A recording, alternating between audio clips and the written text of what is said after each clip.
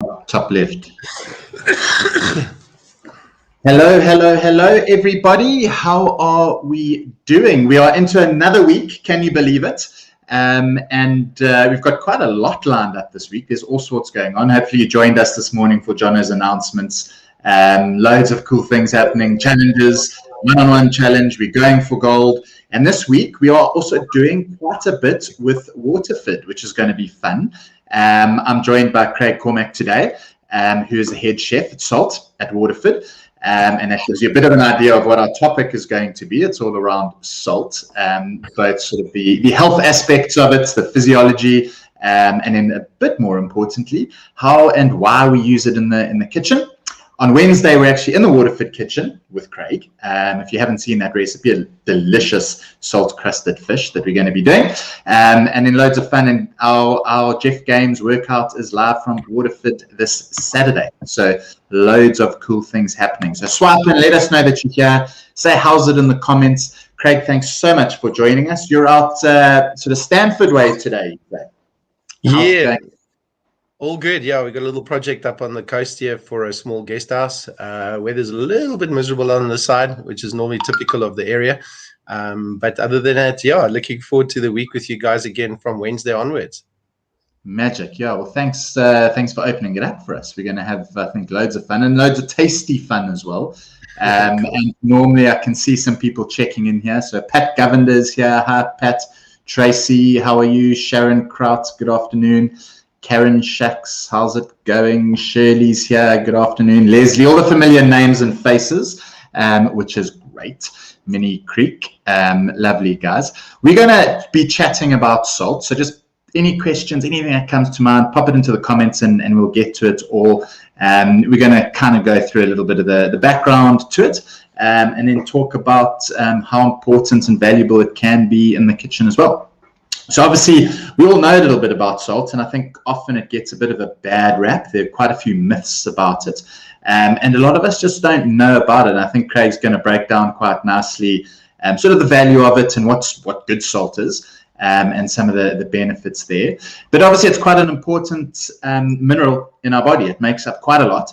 It has a number of roles to play, from helping to maintain blood volume, to water balance, to conduction around the body and how our nerves fire. So it's important to have a good balance of it. But quite often we get a little bit caught up in thinking, I need to cut all my salt out because it's healthier without it, which isn't necessarily the case. It's normally from a health perspective if we've got a couple issues. So if your blood pressure is high, maybe you'll get advised to limit it. Or if you've got an underlying genetic condition or something going on with the kidneys, that we'll want to limit it. But it doesn't normally, if we're otherwise healthy, make much sense to cut it out completely. And it can be quite important. So that's sort of one aspect of it, is understanding its role in a healthy diet. Yes, it is part of a healthy diet. I think importantly, by limiting most refined foods, we're going to limit our salt intake that way, keep below about the 5 grams a day that the World Health Organization suggests. And we can keep within that limit, but when we are using it, we also want to use it wisely. So there's some good options out there. Interestingly, looking at some of Craig's stuff, all the different types that you get out there and how we can use it, and different flavor profiles and different differences within it that I'm really, really interested to hear a little bit more about. And Craig, you've had quite a journey with salt, started a while ago now. Let us know how and why this all came about, your interest in salt. Cool. Yeah, no, cheers for that. So salt is one of probably the most random things anybody could pick, but also as a chef, probably one of the most important things. And even though I'd been cooking for probably 20 years or so before I stumbled upon it, I've actually looked back and realized, wow, how come nobody's done more with salt than they currently do other than just season food? So as I say, my journey started about 12 years ago, where I did a food presentation for a food show. And I decided to use 3 different salts that I could get my hands on. I looked at 3 different cooking techniques and looked at 3 different wines that we could pair. Pairing is one of my pleasures. So I really enjoy pairing food and wine, and now it's taken on another role with salt, which changes things a little bit, makes it a little bit tougher, but it puts the challenge out there for me specifically to get those pairings and honor the wine and sort of make it a great match. And so as that started, I then started working these dinners onto my restaurant schedule. And in my restaurant, we used to do a once a month salt evening. And it's more of a sort of an educational, I guess, where you sort of take the diner through a 4-course or 6-course that we started back then, using techniques that go back over 2,000, 3,000 years of salting, and then pairing it up with those dishes. Obviously, we had to change the dishes a great deal because it was quite a challenge in a sense of they were too salty. We don't use half the amount of salt people did back sort of 500 years plus ago. And as I was looking around to do these different dinners and dishes, we then stumbled upon different salts that were available. Obviously, the ones I'm talking about is not commercial. We'll touch on that later. It's more your sort of natural occurring salts is what I'm looking for. So I was on the hunt for salt, and I've actually mounted a collection of about, I think I'm on 184 natural occurring salts from all over the world at the minute. And what makes a salt different, though? When you're talking about differences in salts, how can they be different? Yeah, so it is quite because like when you talk salt, people always say to me, "Oh, yeah, sea salt," and there's so much more to it than that. So, we can touch on the commercial side a little bit later because it's quite a big subject. When it comes to salt, for me, I move away from the commercial side, look at your sort of what we call natural occurring, and there's about 12 to 14 techniques that we use in the world today to make salt. So it would be like a desert salt, for instance, a sea salt, a lava salt, a mud salt. And so the list sort of goes on, sedimentary rock salt, etc. And all of those ways are just different techniques of how we actually make salt from various sources. So like you have for wine, you have terroir, which is all about that specific climate almost within the vineyard. We have that with salt. So it comes from specific areas. Flavor profiles would then take on a sulfurous flavor if it was from volcanic. Or if it's a desert salt, quite intense because of the heat structure that you have from the climate. So it really matches for me one-on-one with wine, really, and the thought process behind that. Brilliant. And I mean, touching on that, and you use it a fair bit, obviously, in the kitchen. And going back historically, you mentioned thousands of years ago, and a lot of the techniques there are things that we're carrying on today. But what are those roles of salt in the kitchen? The first one that we talk about often is taste. Yes. And you chatted about it, and as a chef, I'm sure the advice you can give a lot of the people here who are watching are home cooks is taste, and that's one of the critical aspects of salt. So maybe expand on that a little bit for us, and then where else we're going to be able to use salt throughout techniques and cooking. Cool, excellent. The one area that I sort of find people are quite sort of fearful of using salt is in the chef school specifically, and that's the beginning stages of education. So, and I think just overall, again, it shows the lack of understanding of salt, and it might seem like such a basic thing, but when I get a chance to do a lot of sort of guest chef or moderating various exams that come through, and I watch the youngsters in the kitchen, and like, let's say you have a recipe and it's a massive pot of 5 liters of soup, for instance, and they say put a pinch of salt in. The guys literally put a pinch of salt in, but that 5 liters is never going to be seasoned by that, and they think, well, the salt's in there, so it's definitely going to be good enough, but it's not. And I think that's where one as a chef has to, or even at home, you want to make tasty food. You don't want your food to be over salted. So it is very much a fine line. So I understand the fear component to that. But I think the most important thing is, as we said earlier, is that if you are seasoning food, put the seasoning in that they suggest, but then just double check it. And you think, oh gosh, there's nothing really much that's changed. Let me put a bit more in. And I think as long as it's done in slow additions and double checking the flavor profiles, you'll actually reach the level that you're looking for. I think for me in restaurants, when one dines out at a really good restaurant, for instance, like the expensive restaurants that are putting out beautiful food, and they're masterpieces, but there's nothing worse than having that dish when there has no flavor because there's not enough salt in there. And yet it's seen as a sin if you have to ask for the salt pot to arrive to the table. The chef gets quite upset. But for me, I like personally to say to people, you know what, we all experience flavor quite differently. from a palate point of view. And please go ahead, add salt if you need it. It's not for me an insult anymore, purely because I understand the process. And I think we're a little shy when it comes to seasoning, but obviously we also got to do it within moderation as well. Yeah. So you touched on an important aspect there, and that's we perceive tastes very differently based on what we've always done. And the same holds true for sweetness. So sweet and salt, they both there's a bit of a learnt element in how the taste sort of determines it. So what's very salty for me might not be salty for you at all. And similarly, what's sweet for me might not. So it's finding that balance, and we're all a little bit different. But salt also, you touched on it, it enhances the other flavors. And that's one of the important aspects in cooking. It is. Like, for instance, a lot of people have these, or specifically chefs, and they get quite proud of their little concoction of spices and herbs and combinations that they add to food. But for me, salt actually just enhances, as you said now.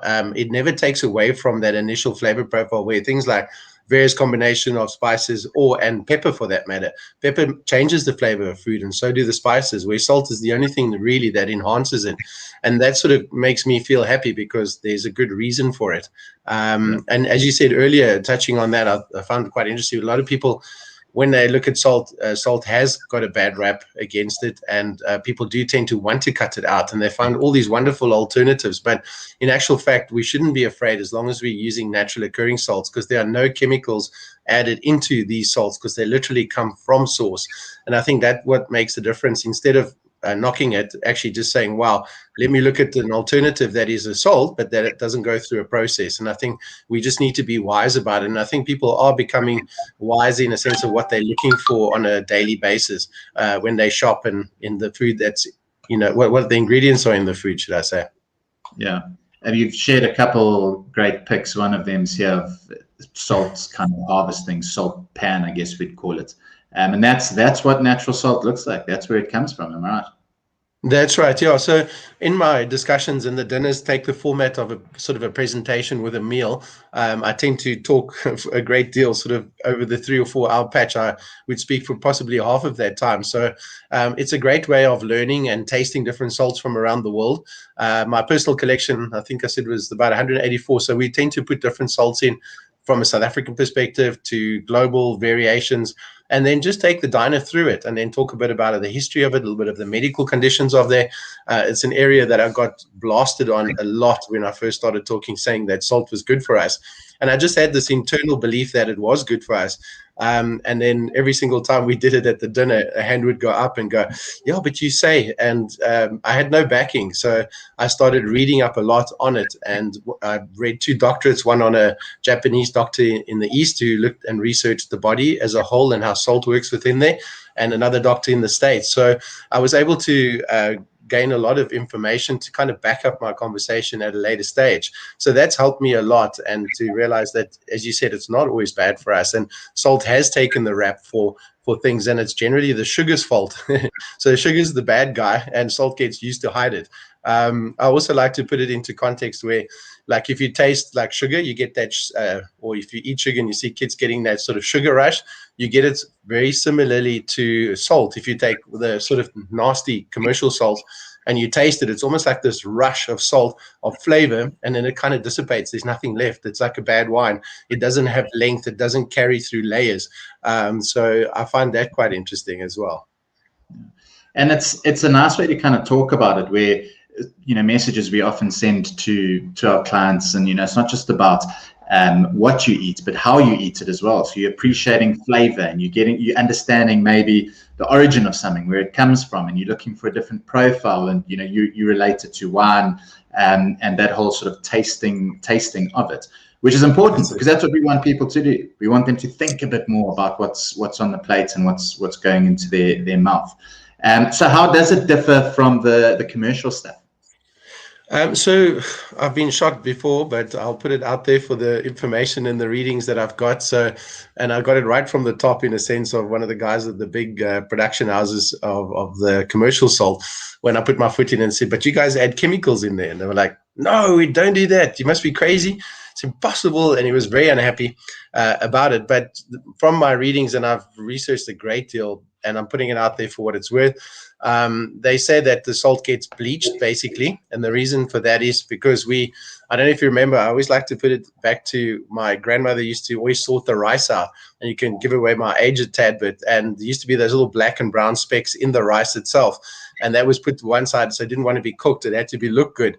But today we don't have the problem with rice because they bleach it for us. So they do us this massive favor, which is actually not, to make it all look perfect. And the world we live in is all judged on that. Like the tomato on the shelf, if it's not perfect, we don't pick it. But if it looks perfect, we take it because that's what we assume it should be. And it's the same for salt. They go through a process of bleaching because you pick up a little bit of dirt, and that then would be nothing wrong to eat. But people would look at it and say, oh, gosh, there's something wrong with it. I wouldn't buy it. And that's how we've been trained. And through that process, you would find that they put this chemical in there, bleach to take all the goodness out of it, and then they try and hide it as such in a sense of that chemical flavor. I find with some of the commercial salts that one tastes, and this is not only in South Africa, it's a global thing. You taste it and you get almost like a metallic flavor that comes through in your mouth, a little bit of sweet, a little bit of bitterness. But then when you taste it with your natural occurring salts, you actually don't get any of that. And that for me says there's something seriously wrong.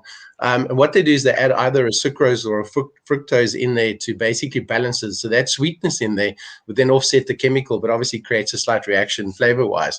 And then after that, they add in anti-caking agents again, because we get upset when the salt gets damp and we try and shake it in winter and it won't come out and we get all upset about it. So somebody comes up with a fantastic idea like silicone dioxide, and they put that in there for us so that the salt doesn't get sticky anymore. And then the last thing they add is obviously iodine. But iodine is seen as a bad thing as well as a good thing. I have heard some bad reports and seen on iodine addition. However, I think it's like everything. If you've got that, such a minor small percentage, it's unfortunately just the process. But the reason why they add the iodine is because we lack iodine in our bodies. And this was going back to 1924 when the Americans made it a law in America, and it kind of made its way around the world where everyone followed suit. And that was because we had the lack of iodine in our soils and vegetables, and they wanted to put it into salt because everyone partook of salt. So very clever, but also sometimes perhaps unnecessary. If you look at the East, they don't even do anything like that. They use the seafood, they use the seaweed, they use various other components to actually get that into their bodies. Yeah. So for us, it was just the fortification because there was nowhere else that it was coming, and to prevent kind of goiter That's and it. Yeah, Absolutely. And I mean that's it. It's being a bit more aware about what's actually in your stuff. Last Friday, I did something about reading labels and trying to get an understanding. Have a more aware consumer, and salt falls into that aspect of it as well. Now, how are you using that kind of day to day? You've got a few different things going on Wednesday. Looking forward to cooking with you guys. But what are the bits and pieces that are in play there for you guys at the moment? Yeah, so over the years, we run a private chefing company, or for no better word, a catering company, where we do many different aspects of food. And we always felt that we needed a place to show it off, a space, a physical salt, and not just talking about it and arriving at events. So we opened up at Waterford, and we have the salt label at Waterford now, which is really fun. And the property didn't have a restaurant before, so we're super excited because I've had many dealings with the farm, and it's such a beautiful estate, as you've seen. Probably one of the prettiest ones in the winelands. And the reason behind the concept that we wanted to put in place was to use different salting techniques, which we bring into the menu. So when our menu is quite small and limiting in a sense of we're looking at very specific product, like our lamb comes from Calvinia, from a specific area and region, using a specific lamb, the Dorper. Then we have some of our meats which come from the Transkei area, and it's grown for specific reasons. And the flavor is just like completely different to what we are used to in the supermarkets. Obviously, there's a slight price profile that comes with that as well. And then obviously fish, we look at the sort of whole abalone where you can trace it to source again. So we're very specific on that. And then when we've chosen all these amazing products and pork and various other things that we're getting from some of the most amazing suppliers here in the Western Cape, really blows my mind what is available, and we're just in South Africa. So we should be very proud of the guys that are actually putting produce on the table for us. We then go a step further and we look at the salting techniques that we would like to use, or which befits a certain cut of meat, and then we break it down. So there's pretty much 5 areas that we work with. When it comes to salting, it's curing something, it's pickling something, it's brining something, it's smoking something. And all of those techniques are then worked into our dishes. So we have a little salty note at the end of each of the dishes, just to kind of make you understand what process has gone into, like the lamb dish that's in front of you right now.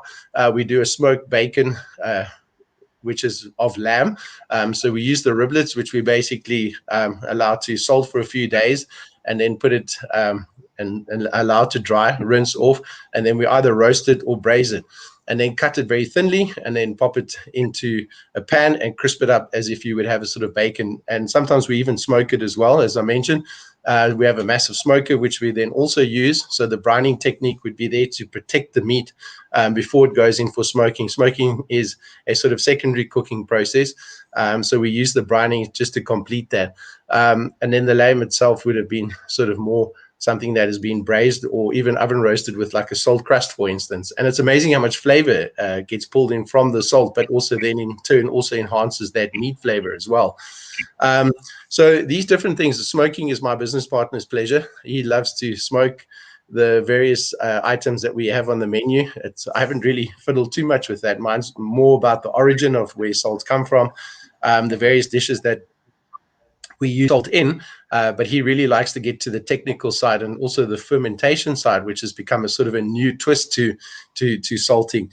So we have all these weird experiments. Sometimes it feels like I'm in a science lab with all the bottles that he's got bubbling and so on. We have this dish on at the moment, which is a fermented pork dish, and man, it's incredible.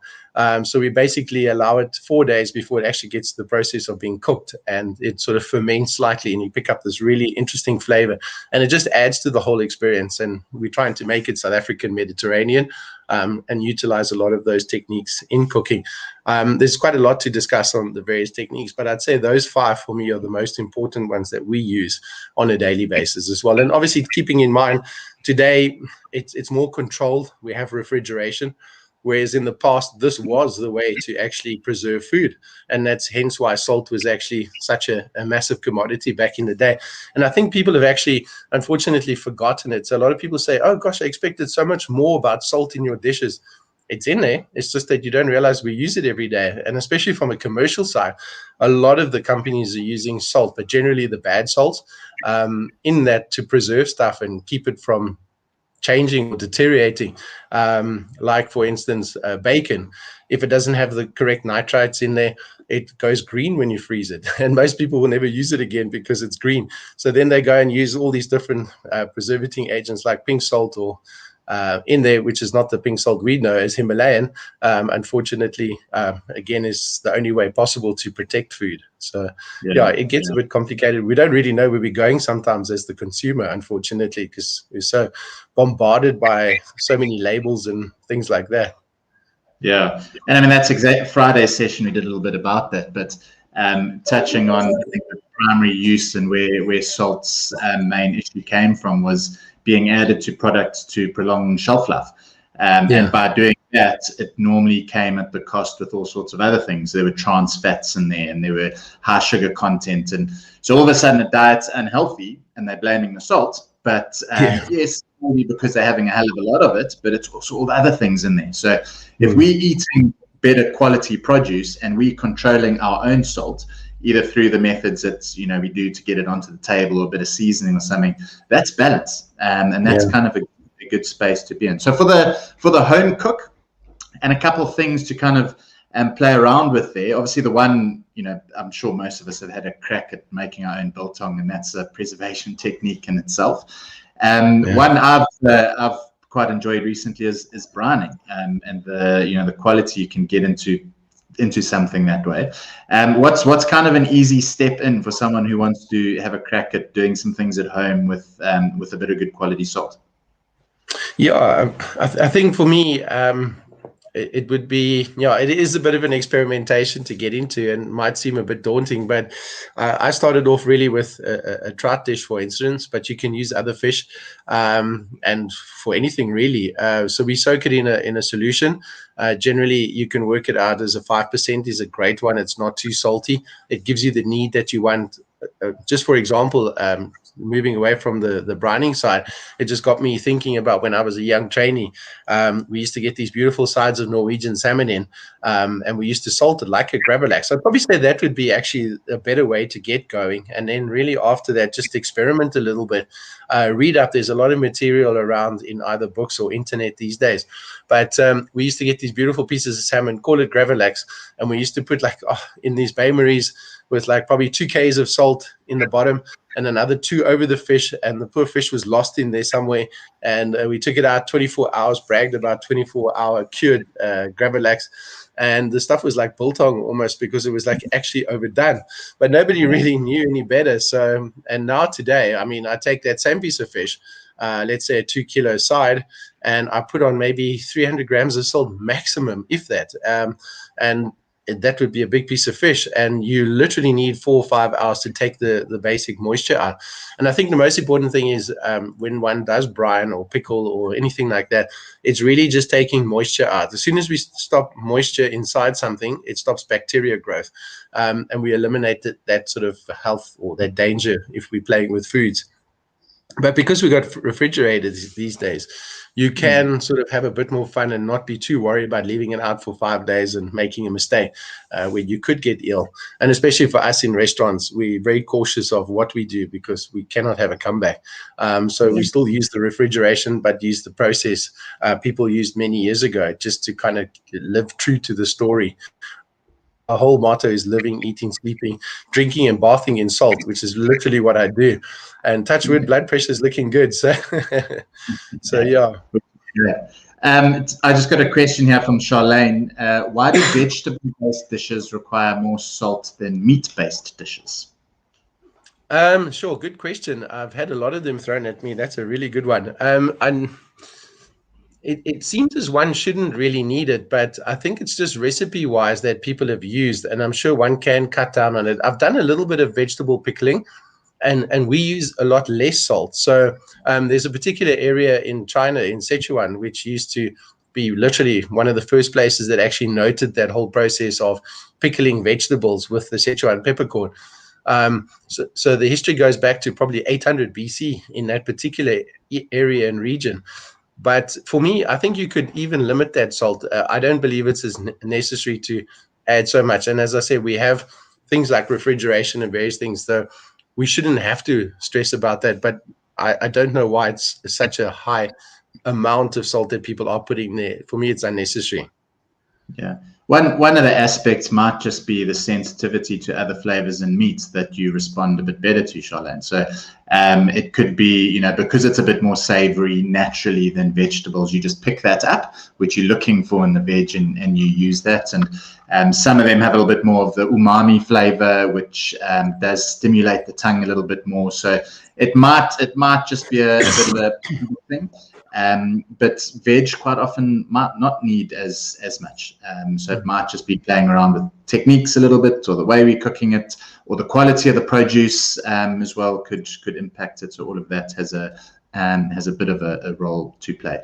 Craig, what are we doing on Wednesday? Remind anyone who's here. Yeah, so we've got this fish dish. It was tricky because in the space allotted, it's quite difficult to go through quite a lot of salting techniques because of the time that it takes generally. We have a piece of fish. I'm waiting for the supplier to let us know which fish we're cooking with, so that's always exciting. And we're going to make an incredible salt crust, very popular in Europe, where people use it quite often amongst the Italians and the Mediterraneans. Sort of almost like a bacalao to a certain extent, except ours is not going to be left for 6 months or to a year. We're going to do it pretty much and serve it. The interesting thing for me is that when you take your fish and you put your salt crust over, which I just use a bit of egg white to bind the salt itself, I find the great part about that is it keeps it nice and tightly packed. But like normally, as I said earlier, if you use salt to take moisture out, it dries the fish out. Whereas in this case, it actually adds moisture to it, which is quite the opposite. And I find it quite interesting how the sort of chemical side of things work, or the thought process behind that. But so we'll bake that fish for probably, depending on the size of the fish, anywhere between 25 and 30 minutes with quite a hard salt crust as it develops in the oven itself. And the great part is it can be used as a fantastic showpiece, where you just like use a nice cleaver, smash it open, and literally peel that beautiful, soft, juicy fish that would then come out. And we're just keeping it very simple. We're doing a little Parmesan mash, which we'll add a bit to those who want to, or we'll just keep a straight mash. But for me, again, the salting components of Parmesan, which carries so much flavor, especially your aged Parmesans, and then a little crispy, light, fresh, healthy salad just to complement the dish itself.